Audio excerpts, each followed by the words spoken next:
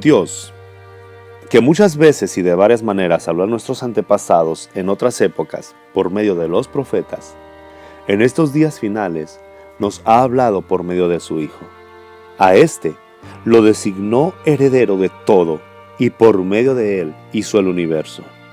El Hijo es el resplandor de la gloria de Dios, la fiel imagen de lo que Él es y el que sostiene todas las cosas con su palabra poderosa.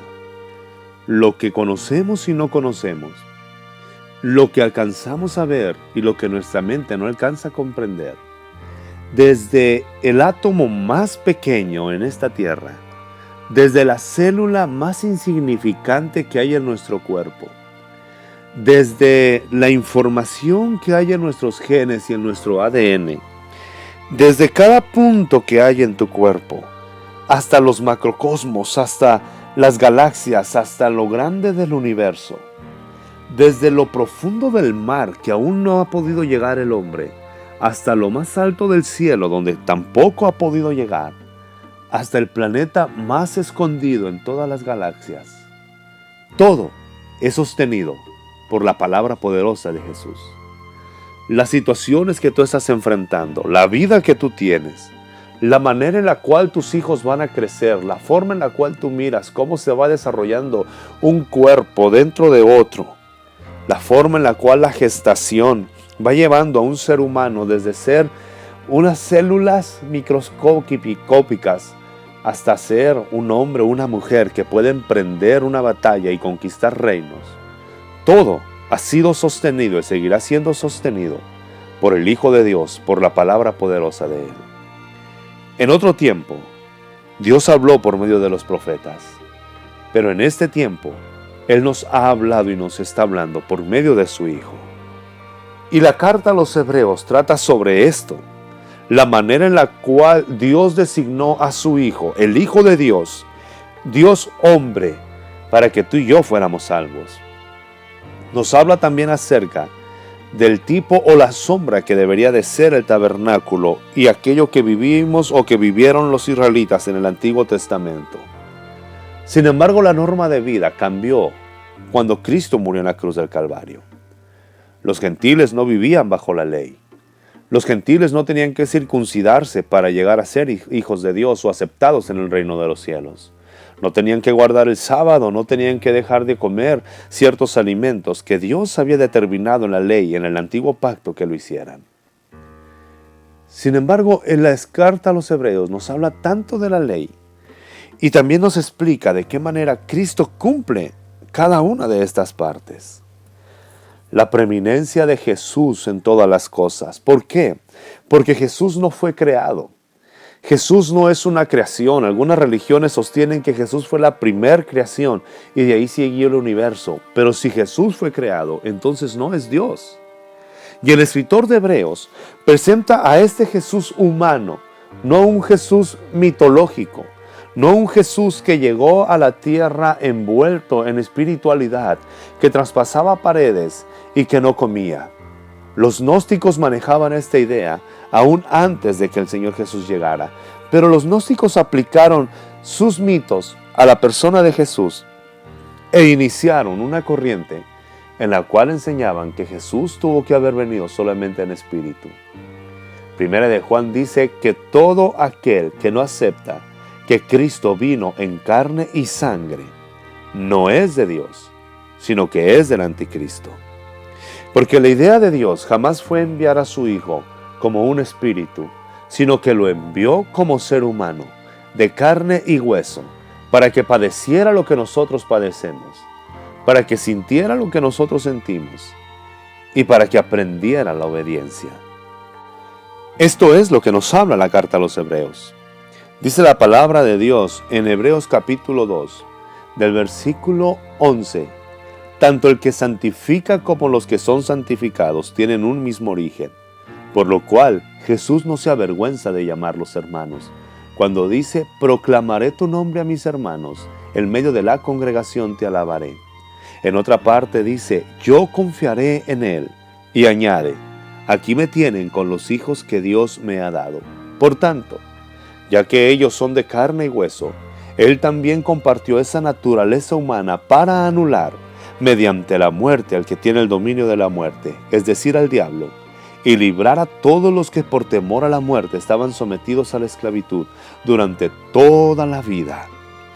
Jesús se hizo carne y hueso para compartir esta naturaleza y así vencer al pecado en su misma arma.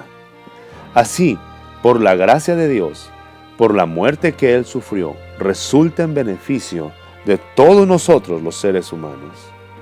La sangre de Jesús fue derramada por los hombres y las mujeres. La sangre de Jesús fue derramada exclusivamente por los seres humanos, no por los ángeles. Jesús no comparte la naturaleza de los ángeles, por eso ellos no pueden ser salvos. Jesús compartió la naturaleza del ser humano. Jesús no es un ángel encarnado. Jesús tampoco es un maestro ascendido como muchos quieren enseñar. Jesús no fue un buen hombre que llegó a la estatura perfecta y por lo tanto Dios lo ascendió a ser una deidad. Jamás, eso sería una herejía. Dice la palabra de Dios en Juan capítulo 1 que Jesús es el Hijo de Dios. En el principio era la palabra, y la palabra era con Dios, y la palabra era Dios. Cuando Jesús se le presenta a Juan en el Apocalipsis, Él dice: yo soy el primero y el último, el alfa y el omega. Jesús le dice: no tengo principio ni tengo fin. Esa es la deidad de Jesús. Él es eterno. La eternidad no tiene que ver con que las cosas nunca se acaben. La eternidad tiene que ver con que no tienen principio. Y Jesús no tuvo principio, no fue creado. Él es Dios. Y por Él son sostenidas todas las cosas. La palabra nos dice en Colosenses que todo lo que existe es por Él, es de Él y para Él. Porque todo fue creado por Él, sea visible o invisible. Y todas las potestades, aún las potestades demoníacas, están bajo su autoridad. Él es Dios. Él es el Rey. Sin embargo, para que la redención fuera completada en nosotros y poder ser aceptados en el reino de los cielos, fue necesario que Cristo se hiciera hombre y habitara entre nosotros. Jesús nació aquí en esta tierra, pero no fue creado cuando nació. Él creó el vientre en donde estuvo esos 9 meses. Él creó al hombre que lo educó y lo crió y lo enseñó los principios básicos en esta tierra. Por Él todas las cosas existen. Esto es lo que nos dice la palabra en Hebreos también. Cuídense, hermanos, de que ninguno de ustedes tenga un corazón pecaminoso e incrédulo que los haga apartarse del Dios vivo. Dentro del mundo hay muchas corrientes que tratan de quitar la deidad de Jesús. Pero sabes, la verdad es que no se puede sostener ningún argumento místico creyendo que Jesús fue ascendido. Él es Dios. No llegó a ser Dios. Él ha sido Dios siempre. El escritor de Hebreos se encargó de dejar esto. Ahora, ¿por qué Jesús nos habla de su humanidad? Si yo hubiera escrito la Biblia, créeme, y fuera cristiano, y yo creo que tú también, como dicen que la Biblia fue escrita por los buenos, no hubiéramos puesto a un Jesús que se quitó el cinturón y corrió o expulsó a los mercaderes del templo de la forma en la que lo hizo. Quizá no hubiera querido poner a Jesús llorando en el huerto del Getsemaní, derramando lágrimas y su sudor como gotas de sangre. Quizás tampoco hubiera puesto a Jesús cuando le dice a sus discípulos: me estoy muriendo de tristeza, quiero llegar. O quizá no hubiera puesto a Jesús en el huerto del Getsemaní clamando al Padre diciéndole: cambia esto, no quiero pasar por esto que voy a pasar. Sin embargo, la Biblia nos deja ver a ese Jesús humano que lloró, se cansó, tuvo hambre y tuvo sed, que sintió debilidad, que sintió temor, que sintió estrés, que sintió desesperación, que lloró cuando murió su mejor amigo, que regañó a sus discípulos. ¿Sabes? A lo mejor los hombres que escribieron los mitos griegos encumbran a esos semidioses de una manera tan poderosa, guapos, altos y que no se cansan jamás. Jesús no es así. Escucha bien, ¿por qué Jesús no es así? Porque la Biblia no nos habla de un mito, nos habla de una persona real, de un Dios que se hizo hombre y padeció todo lo que nosotros padecimos. Jesús sufrió tentaciones. Dice la palabra en Hebreos capítulo 4, versículo 14, por lo tanto, ya que en Jesús, el Hijo de Dios, tenemos un gran sumo sacerdote que ha atravesado los cielos, acerquémonos a la fe que profesamos, porque no tenemos un sumo sacerdote incapaz de compadecerse de nuestras debilidades, sino uno que ha sido tentado en todo de la misma manera que nosotros, aunque sin pecado. Si tenemos un sumo sacerdote que se compadece de nosotros porque comprende nuestras debilidades y nuestras tentaciones, pues entonces acércate confiadamente al trono de la gracia para recibir misericordia y hallar la gracia que nos ayuda en el momento que más lo necesitamos. Por cuanto Jesús sabe lo que es ser tentado, se compadece de los pecadores, puede tratar con paciencia a los ignorantes y extraviados, ya que Él mismo está sujeto a las debilidades humanas. ¿Verdad que si esto fuera escrito por hombres que quieren presentar a un Dios que no tiene necesidades, esto no estaría? Sin embargo, nos presenta a un sumo sacerdote llamado Jesús, que padeció lo que nosotros también padecemos. El sumo sacerdote estaba sujeto, mientras estaba aquí en la tierra, al pecado. Jesús vino a liberarnos del pecado. Este sumo sacerdote es escogido por Dios. Dice la palabra del Señor en Hebreos capítulo 6, versículo 15. Y después de esperar con paciencia, Abraham recibió lo que se le había prometido. El escritor de Hebreos hace una pausa hablando acerca de la humanidad y divinidad de Cristo para hablarnos acerca de la fe, porque las promesas se alcanzan con fe y paciencia.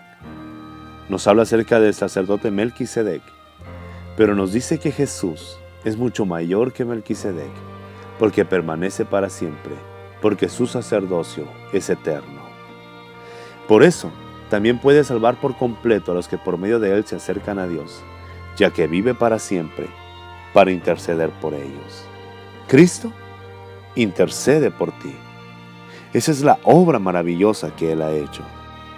Nos convenía tener un sumo sacerdote así, santo, irreprochable, puro y exaltado sobre los cielos, apartado de los pecadores, jamás pecó. Jesús está en una clasificación diferente.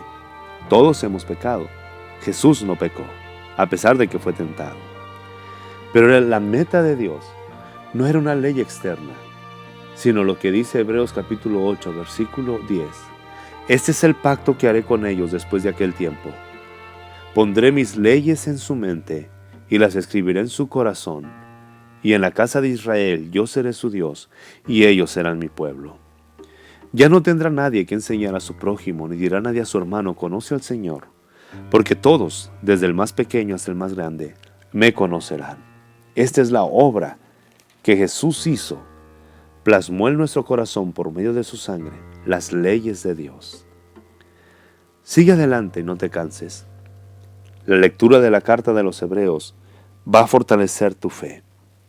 Esto es solamente una introducción para lo que tú deseas o puedes tener. Te dejo con el versículo 39 del capítulo 10. Pero nosotros no somos de los que se vuelven atrás y acaban por perderse, sino de los que tienen fe y preservan su vida. Por la fe entendemos que el universo fue formado por la palabra de Dios, de modo que lo visible no provino de lo que se ve, sino de aquella palabra que se hizo carne y está entre nosotros. Te dejo con este consejo: busquen la paz con todos y la santidad sin la cual nadie verá al Señor. Toda la Biblia es inspirada por el Espíritu Santo. Acércate con confianza. El sumo sacerdote que tenemos no es alguien que te va a juzgar todavía, sino que la puerta está abierta.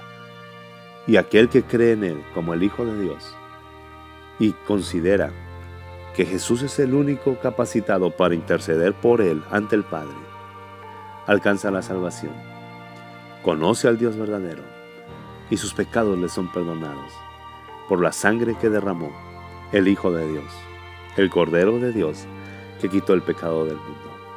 Dios te ama, no lo olvides. Jesús es el Hijo de Dios y Él es el que sostiene todas las cosas. Dios te bendiga y Dios te guarde.